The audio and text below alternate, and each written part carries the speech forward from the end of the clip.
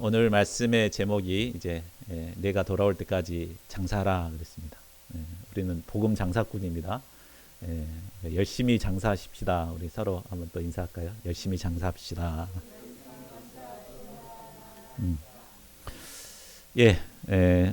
그 요절 말씀 19장 13절 말씀 같이 읽고 제가 기도하고 시작하겠습니다. 시작.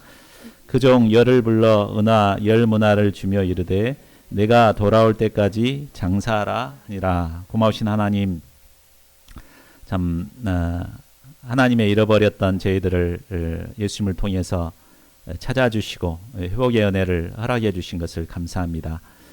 저희가 이제 구원을 받은 저희들이 이 땅에서 해야 할 일이 무엇인가요? 오늘 말씀을 통해서 깊이 배울 수 있도록 도와주시고 주님의 명령이 바로 나에게 해주신 명령인 것을 영접하고 살아가는 저희 모두가 될 수 있도록 인도하여 주시옵소서. 이 시간 성령께서 저희들의 심령 가운데 주님의 음성을 듣는 귀한 시간 될 수 있도록 역사하여 주시기를 기도합니다. 감사하고 모든 말씀을 주 예수 그리스도 이름으로 기도하였습니다. 아멘. 결실의 계절이 돌아왔습니다. 봄과 여름에 땀 흘려 일한 농부는 가을에 풍성한 곡식을 거두게 됩니다. 그러나 일해야 할 때 일하지 않은 농부는 아무런 결실도 거둘 수 없습니다. 뒤늦게 헛되이 보냈던 시간을 후회해 보지만 아무런 소용이 없습니다. 세상에는 돈으로 살 수 없는 여러 가지 것들이 있는데 그 중에 대표적인 것이 바로 시간입니다. 아무리 많은 돈을 주어도 시간은 살 수가 없습니다. 시간은 누구에게나 공평하게 주어집니다. 부자에게도 가난한 자에게도 남자에게도 여자에게도 어른에게도 어린 아이들에게도 공평하게 주어지는 것이 시간입니다. 시간은 모든 사람에게 주시는 하나님의 선물입니다. 하나님께서 허락하신 이 시간이라는 선물을 어떻게 활용하느냐에 따라 그의 인생이 달라지게 됩니다. 시간을 잘 활용한 사람은 행복한 인생, 풍성한 열매 맺는 인생을 살게 됩니다. 하지만 시간을 헛되이 흘려보낸 사람은 불행한 인생, 열매 없는 인생을 살게 됩니다. 그렇다면 우리에게 주어진 시간을 어떻게 사용해야 풍성한 결실을 맺을 수 있을까요? 오늘 예수님께서는 문화 비유를 통해 우리에게 주어진 시간을 어떻게 사용해야 할 것인지를 가르쳐주고 계십니다. 본문 말씀을 통해 이를 배우고 열심히 장사하여 풍성한 이익을 남기는 자들이 될 수 있기를 기도합니다. 제1장 내가 돌아올 때까지 장사하라 11절에서 14절까지입니다. 자, 장소는 삭개오의 집에서 많은 사람들이 예수님의 말씀을 듣고 있을 때였습니다. 그곳에는 예수님의 제자들도 있었고 또 세리들도 있었고 죄인들이 이렇게 있었습니다. 이때 예수님께서 바로 문화 비유를 말씀하십니다. 그러므로 이 비유는 제자들뿐만 아니라 예수님을 영접한 모든 사람에게 주는 비유임을 알 수 있습니다. 자, 문화 비유를 말씀하시는 이유는 바로 예수님께서 예루살렘에 가까이 오셨고 사람들은 하나님의 나라가 당장에 나타날 줄로 생각하고 있었기 때문에 문화 비유를 말씀하셨습니다. 예수님은 예루살렘에서 고난을 당하여 십자가에 달려 죽으시고 사흘 만에 부활하셔야 합니다. 예수님은 이를 기회가 있을 때마다 제자들에게 6번이나 반복해서 가르치셨습니다. 그런데 예수님은 이제 인류 구원 역사를 완성하신 후에는 다시 하늘 보좌로 올라가십니다. 그리고 오랜 세월이 지난 후에 재림하시게 됩니다. 예수님이 재림하셔야 비로소 완전한 하나님의 나라가 이루어지게 됩니다. 그런데 예수님을 따르는 사람들은 이 하나님의 나라가 당장에 이루어질 것으로 생각하고 있었습니다. 예수님께서 예루살렘에 입성하시기만 하면 당장에 헤롯의 나쁜 왕을 몰아내고 또 로마의 압제에서 그들을 해방시켜주고 하나님의 나라가 이루어질 것이라 기대했습니다. 그렇게 되면 예수님을 따르는 그들은 이 땅에서 부와 영광을 얻게 되리라 기대했습니다. 이것이 바로 당장에 하나님 나라가 임하기를 바라는 마음인 것입니다. 그런데 이 마음은 오늘날 구복신앙을 추구하는 신자들의 마음이기도 한 것 같습니다. 오늘날 많은 신자들이 예수님을 믿고 따르기만 하면 당장의 모든 문제가 해결되고 복을 주실 것이라고 생각합니다. 그래서 당장에 곧 하나님의 나라가 이루어질 것을 기대하고 신앙생활을 시작합니다. 그러나 이런 마음으로 신앙생활하게 되면 어떻게 되죠? 복이 주어질 것을 기대했는데 막상 해보면 그렇던가요? 그게 아니죠. 그러다 보면은 야, 뭐 예수님 믿어도 별거 없네 뭐 하면서 교회를 떠나게 됩니다. 이런 잘못된 신앙으로 인해 교회에서 많은 사람들이 떠나고 있습니다. 자, 이런 우리들을 돕기 위해서 예수님께서는 바로 이 문화 비유를 가르쳐 주십니다. 자, 12절을 보십시오. 어떤 귀인이 왕위를 받으러 오려고 먼 나라로 갔습니다. 여기서 어떤 귀인은 누구를 말하겠습니까? 바로 예수님을 말합니다. 그리고 왕위를 받아가지고 오려고 먼 나라로 간 것은 예수님께서 이제 부활하시고 승천하셔서 하나님 보좌 우편에 앉아 계시는 것을 말합니다. 그리고 다시 오시는 것은 재림의 주로서 영광 중에 오실 것을 의미합니다. 자, 이 예수님께서 승천하시기 전 종들을 불러서 그들에게 명령합니다. 우리 13절을 같이 읽어보겠습니다. 시작. 그 종 열을 불러 나 열문화를 주며 이르되 내가 돌아올 때까지 장사하라 하니라. 예수님은 모든 종들에게 공평하게 한 문화씩 주면서 장사하라고 명령하십니다. 자, 이 비유는 달란트 비유와 좀 비슷하지만 다른 점이 있습니다. 그게 뭐죠? 달란트 비유는 각각 5달란트, 2달란트, 1달란트 이렇게 차등적으로 나누어서 줍니다. 이것은 바로 이제 하나님께서 각자에게 은사를 다르게 준 것을 의미합니다. 그런데 이 문화 비유에서는 모두가 똑같이 동일하게 한 문화씩만 주었습니다. 한 문화는 100데나리온의 가치를 가지고 있습니다. 100데나리온이면 일꾼 하루 품삯이니까 100일 품삯 10만 원만 잡으면 1000만 원 정도 되는 금액입니다. 자, 그렇다면 모두에게 동일하게 준 이 한 문화는 무엇을 비유할 수 있을까요? 문화는 예수님께서 믿는 자들에게 동일하게 주신 것을 의미합니다. 자, 믿는 자들이 예수님께 동일하게 받은 게 무엇입니까? 첫 번째는 구원의 은혜입니다. 구원의 은혜는 누가 많이 받고 적게 받고가 없습니다. 모두가 동일하게 받은 것입니다. 또한 각자가 받은 사명입니다. 은사에 따라서 사명을 받지만 사명을 받은 것은 똑같습니다.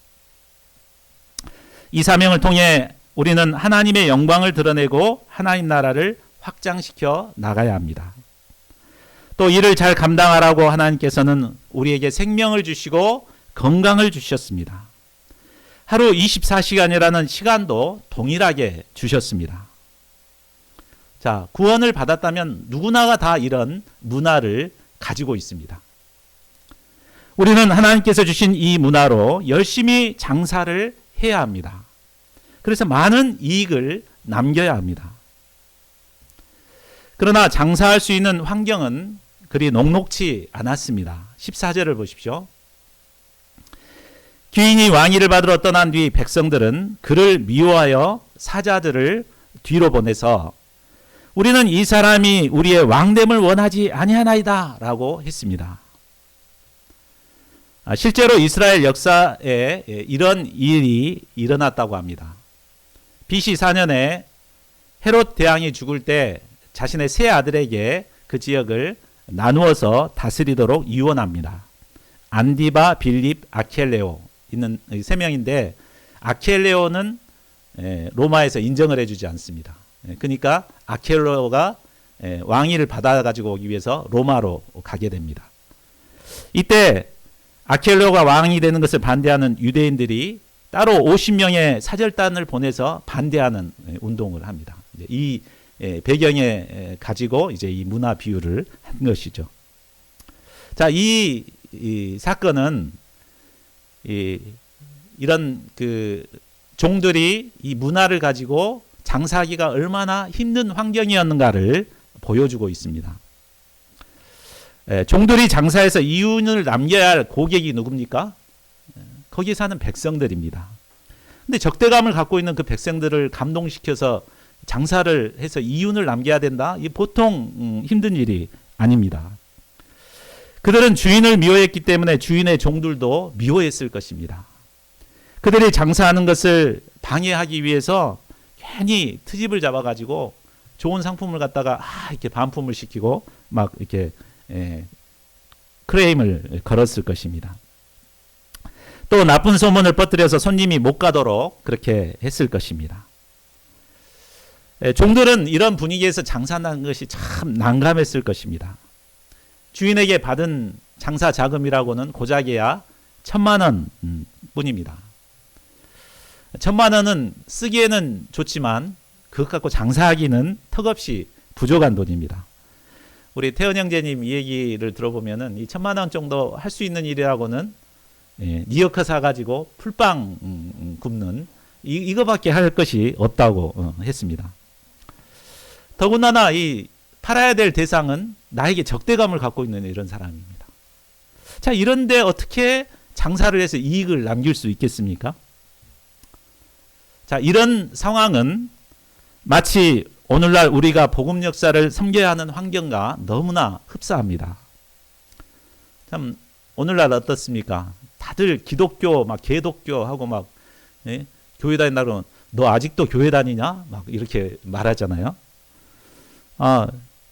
또 다른 큰 교회 같으면 괜찮죠. 근데 우리는 개척교회고 적고 이렇게 하다 보니까 이 적은 교회로 뭐 뭔가 이렇게 이 전도를 하고 막 복음 역사를 섬긴다는 것이 참 쉽지가 않은 것입니다.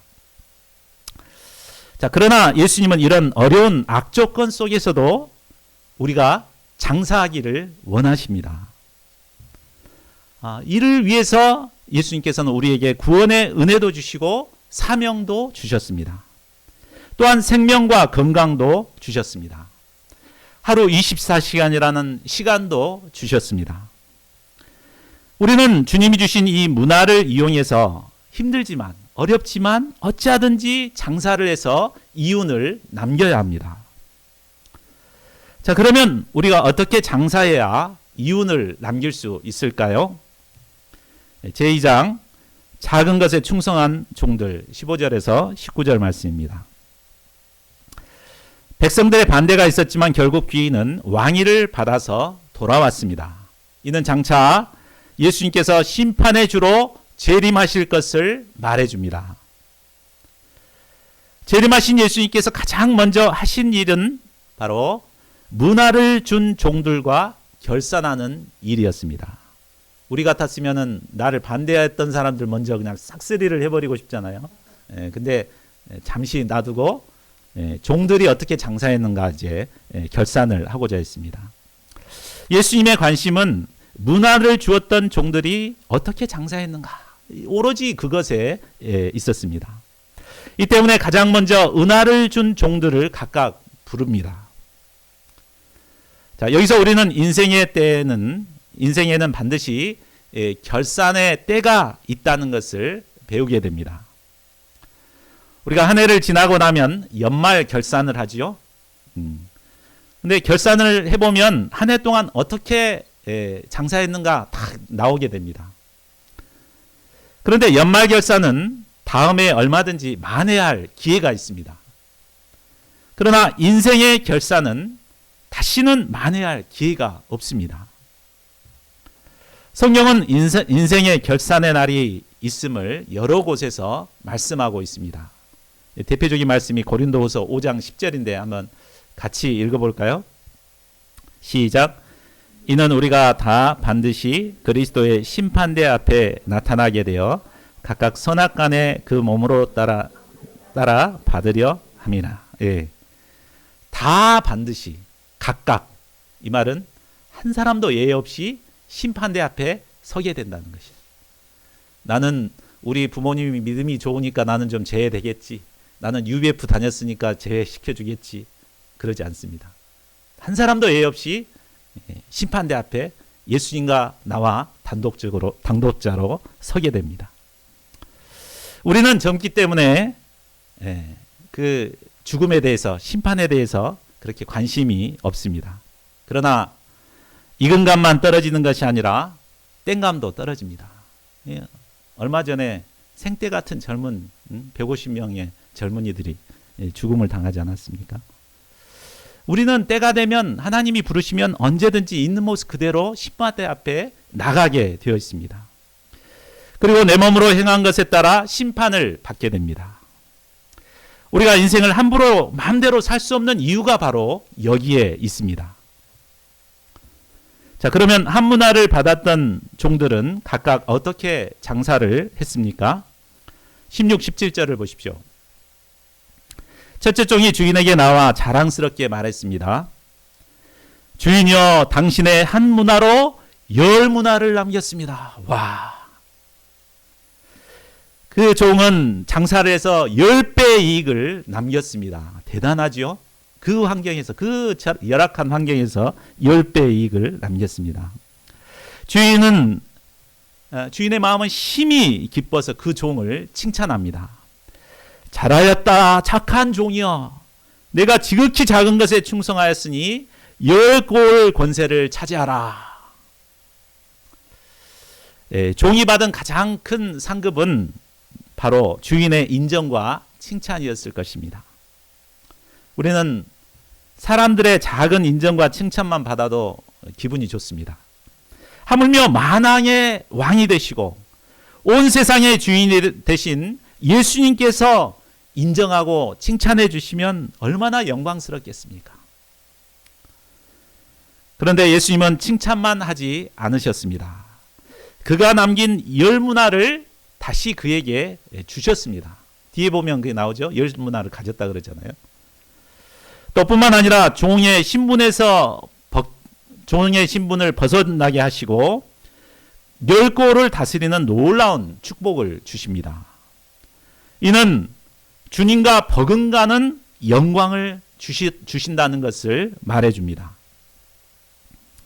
자, 이를 통해서 볼 때 주인이 종들에게 장사라고 한 것은 주인이 유익을 얻기 위함이 결코 아니었음을 알 수 있습니다. 열심히 수고한 종들을 축복하시기 위해서 장사하라고 사명을 주신 것입니다. 우리는 때로 사명 감당하는 것을 주님을 위해서 희생한다고 생각합니다.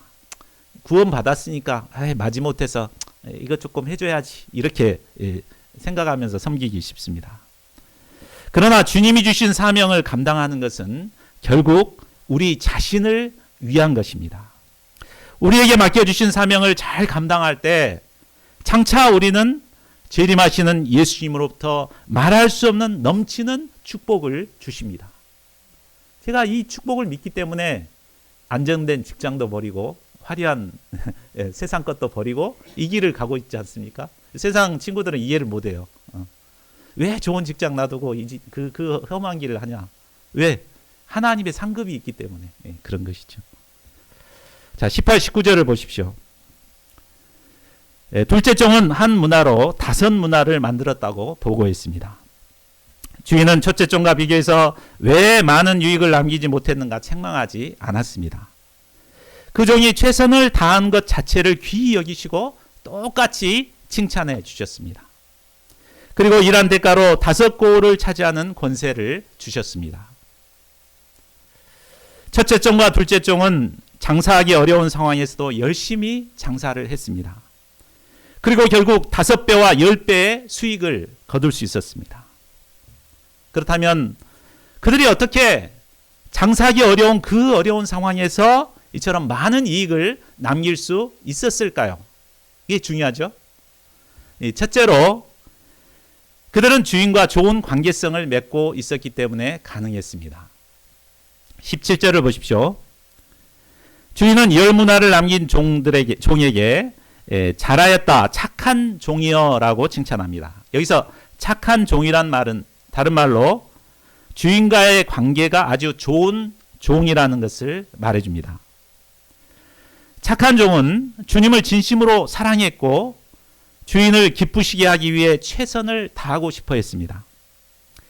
그래서 장사하기 어려운 환경이었지만 어찌하든지 주인을 기쁘시게 하기 위해 그 명령에 순종하고자 열심히 감당했습니다. 그도 포기하고 싶을 때가 얼마나 많았겠어요. 그죠? 그 힘든 상황에서 포기하고 싶을 때가 많았을 것입니다.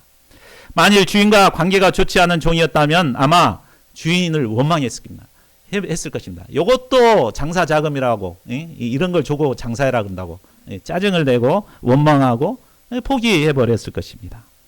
그러나 착한 종은 아무리 힘든 상황에서도 주인을 생각했습니다. 주인이 자신을 믿고 이 귀한 문화를 맡겨주신 것을 생각하면 포기할 수가 없었습니다. 그는 어찌하든지 주인의 명령에 순종했고 그래서 결국 풍성한 이익을 남길 수 있었습니다. 코로나 이후 복음 장사의 환경은 더욱 어려워졌습니다. 그러나 착한 종은 상황이 아무리 어려워도 주님의 말씀에 순종하여 장사합니다. 또한 우리가 어찌하든지 장사하고자 할 때 우리 주님께서는 우리에게 길을 열어주십니다. 지혜를 주십니다. 그래서 방법을 찾게 도와주십니다. 저희 모두가 착한 종들이 되어 힘든 상황에서도 포기하지 않고 주님의 명령에 순종하여 장사하는 종들이 될 수 있기를 기도합니다. 자, 그가 왜 주인의 문화를 자, 둘째로 그들이 작은 일에 충성했기 때문입니다. 자, 주인은 한 문화로 열 문화를 남긴 종을 칭찬할 때 내가 지극히 작은 것에 충성하였다고 평가해 줍니다. 주인의 많은 재산에 비하면 자신이 맡은 것은 한 문화밖에 되지 않습니다. 그러나 그들은 자신이 가진 것이 작다고 무시하지 않았습니다. 주님께서 주신 그 작은 것에 충성했습니다. 우리 TV 프로그램 보면 생활의 달인이라는 프로가 있습니다. 보셨죠? 보신 분들이 없는가요? 조용하네. 자, 이 프로그램은 수십 년간 한 분야에 종사하며 부단한 열정과 노력으로 달인의 경지에 이르게 된 사람을 소개하는 리얼리티 프로그램입니다. 그들이 생활의 달인이 될 수 있었던 이유는 바로 작은 일에 충성했기 때문입니다. 어떤 분은 좋은 식재료를 사기 위해서 새벽 시장에 가거나 아니면 산지에 직접 가서 골라가지고 이렇게 오는 수고를 마다하지 않습니다. 또 남들보다 더 좋은 맛을 내기 위해서 끊임없이 연구합니다. 어떻게 하면 고객에게 만족하게 할 것인가 끊임없이 노력합니다. 이처럼 작은 일에 충성했기 때문에 그들은 생활의 달인이 되었다고 이렇게 고백을 합니다. 종들은 처음에 1,000만 원밖에 안 되는 한 문화로 장사를 시작하고자 할 때 엄두가 나지 않았을 것입니다. 그러나 그들은 주인의 명령에 따라 어찌하든지 장사하고자 도전했습니다. 1,000만 원에 맞는 사업 아이템을 잡고 시장 조사를 했을 것입니다. 그리고 목이 좋은 곳에 자리를 잡고 작은 일 하나하나 열심히 충성했습니다. 새벽부터 밤늦도록 발품을 팔아 열심히 장사를 했습니다. 한 명의 손님이라도 최선을 다해 극진히 섬겼습니다. 그러면 그 손님은 감동을 받아서 또 다른 손님을 소개했습니다. 이를 통해 손님은 늘어나게 되었고 결국 많은 유익을 남길 수 있게 되었습니다. 자, 복음 역사를 섬기는 것도 마찬가지입니다. 많은 것을 가진 대형 교회는 무슨 프로그램을 운영해도 다 효과가 있습니다. 그러나 우리처럼 가진 것이 없는 조그마한 개척교회는 정말 몸부림을 쳐도 성장하기가 쉽지 않습니다. 그러나 우리가 착한 종이 되어서 장사라는 주님의 명령에 순종하고자 할 때, 또 맡겨주신 이 작은 일에 충성할 때 우리는 어려운 환경에서도 풍성한 이익을 남길 수 있습니다. 제3장 있는 것까지 빼앗긴 악한 종 21절에서 27절입니다. 그런데 착하고 충성된 종들과 대조되는 악한 한 종이 있었습니다. 20절을 보십시오. 한 종이 주인에게 와서 말합니다. 주인이여 보소서 당신의 한 문화가 여기 있나이다. 내가 수건으로 싸두었었나이다. 자, 그는 다른 종들이 장사라는 주인의 명령에 열심히 충성하고 있을 때 어떻게 했다고요? 주인이 준 문화를 수건에 싸서 감춰두고 있었습니다.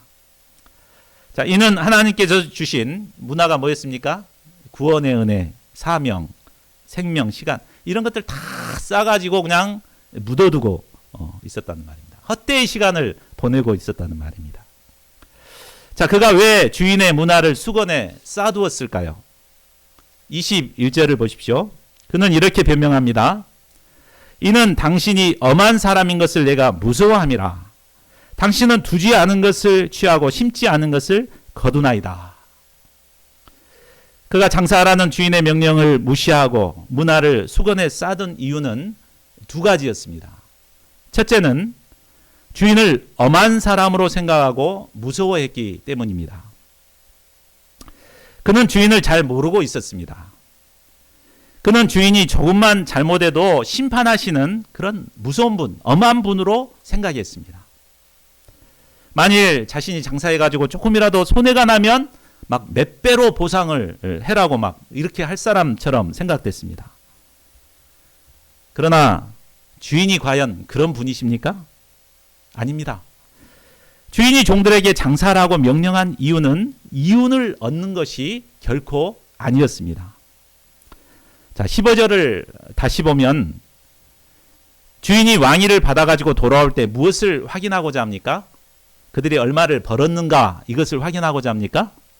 아니죠. 은화를 준 종들이 각각 어떻게 장사했는가 그것을 알고자 하셨습니다. 이를 볼 때 주인의 관심은 얼마나 이익을 남겼는가가 아니라 주인의 명령을 어떤 자세로 감당했는가를 보고자 했습니다. 이 말은 비록 이윤을 내지 못했다 하더라도 주인의 명령에 충성스럽게 순종하여 장사했다면 주인이 어떻게 했을까요? 어떻게 했겠습니까? 그러죠. 그 똑같이 이 충성스러운 종들처럼 잘하였다, 충성스러운 종들아 이렇게 이제 축복을 해주었을 것입니다. 뿐만 아니라 그런 종들에게는 더 얼마나 장사가 안 돼서 힘들었냐 하며 위로까지 해주셨을 것입니다. 그러나 그는 이 주인을 잘못 알고 있었습니다. 자신이 실패하면 엄하게 꾸짖고 책망하는 주인으로만 생각했습니다. 이처럼 주인과의 관계성이 잘못되어 있었기 때문에 그는 실패를 두려워한 나머지 그 귀한 문화를 수건으로 싸두었던 것입니다. 두려움은 그를 소심하게 만들었고 그의 생각과 손발을 마비시켜 아무것도 하지 못하게 했습니다. 오늘날에도 실패에 대한 두려움 때문에 하나님께서 주신 고귀한 구원의 은혜와 사명을 손수건에 싸두고 귀한 시간을 낭비하는 사람들이 참 많습니다. 이런 자들은 자기를 위해서는 밤잠을 자지 않고 열심히 노력합니다. 그런데 주님이 주신 사명을 위해서는 애써 외면합니다. 수건으로 막 덮어놓습니다. 생각 안 하려고. 이는 귀중한 은혜를 헛되이 낭비하는 심각한 죄입니다. 우리는 결코 이런 어리석은 자들이 되지는 말아야 되겠습니다. 둘째로 그는 주인에 대한 잘못된 믿음을 가지고 있었습니다. 그는 주인을 한마디로 이렇게 평가하고 있습니다. 당신은 두지 않은 것을 취하고 심지 않은 것을 거두나이다. 자, 이 말만 보면 참 어떻습니까? 굉장히 믿음의 말처럼 보이지 않습니까? 네? 당신은 두지 않은 것을 취하고 심지 않은 것을 거두는 분이다.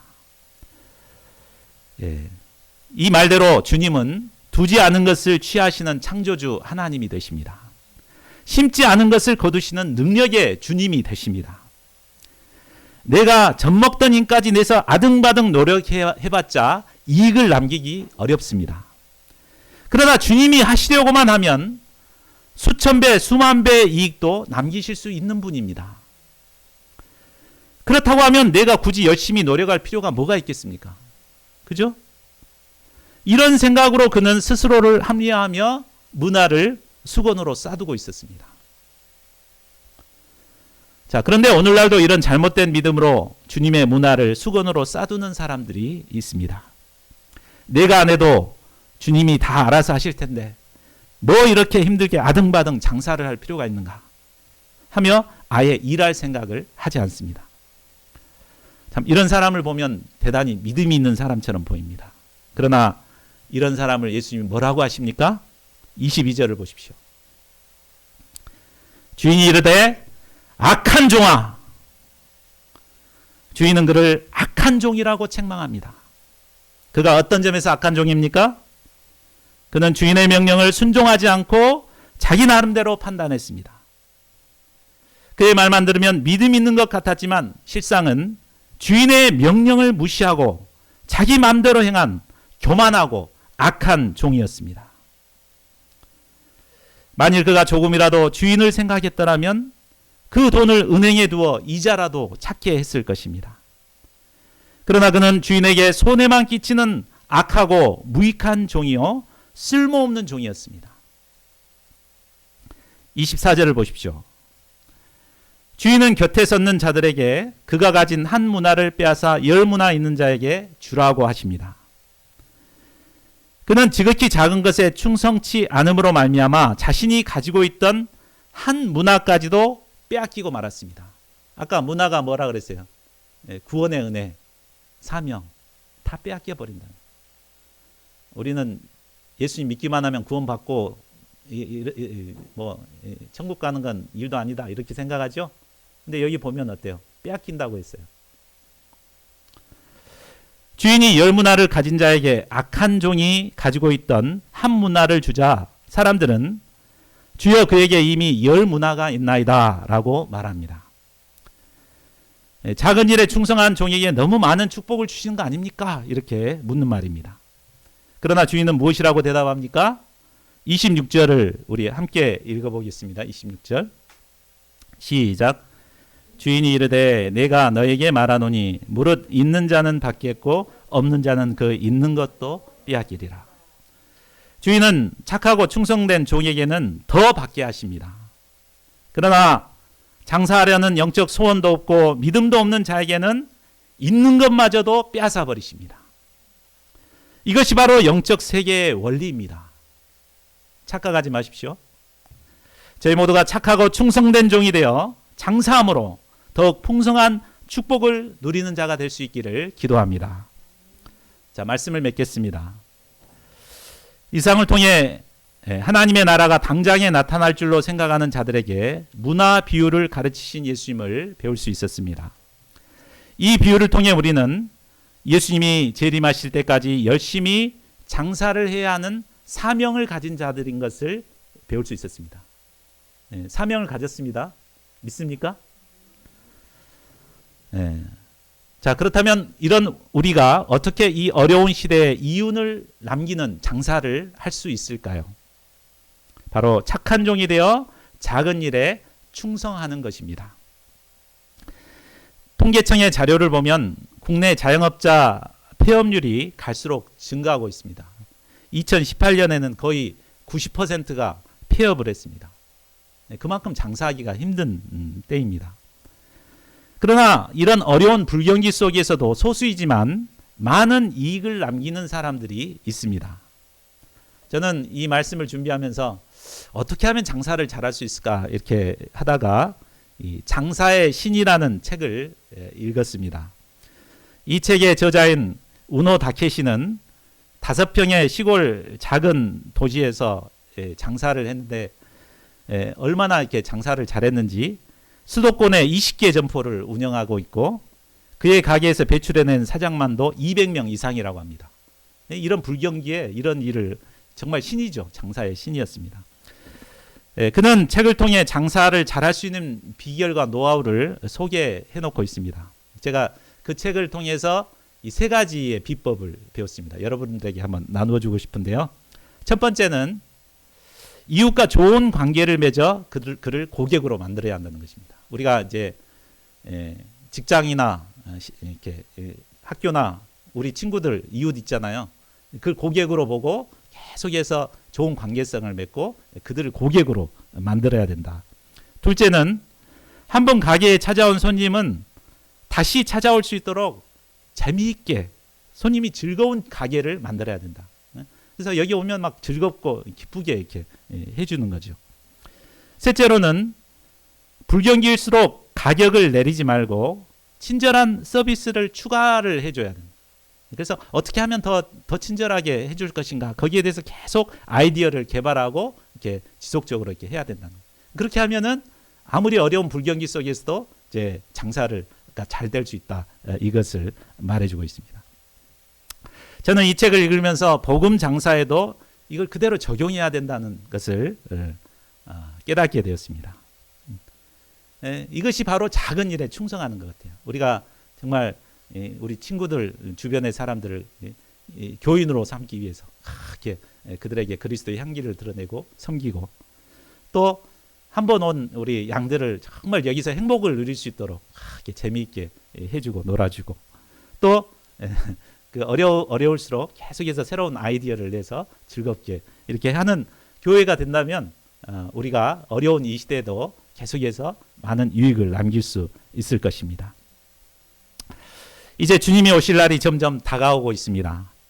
저희 모두가 착한 종이 되어 지극히 작은 것에 충성해서 복음 장사하는 종들이 되어야겠습니다. 하나님께서 우리에게 보내주신 한 영혼이 복음을 영접하고 참 행복을 얻을 수 있도록 우리가 충성스럽게 섬겨야겠습니다. 그리하여 주님이 오시는 날 잘하였다 착한 종이여 내가 지극히 작은 것에 충성하였으니 10골 권세를 차지하라 이런 주님의 칭찬을 받는 저희 모두가 될 수 있기를 간절히 기도합니다. 우리 요절 말씀 읽고 함께 기도하는 시간 갖겠습니다. 시작. 그종 열을 불러 은하 열문화를 주며 이르되 내가 돌아올 때까지 장사하라 아니라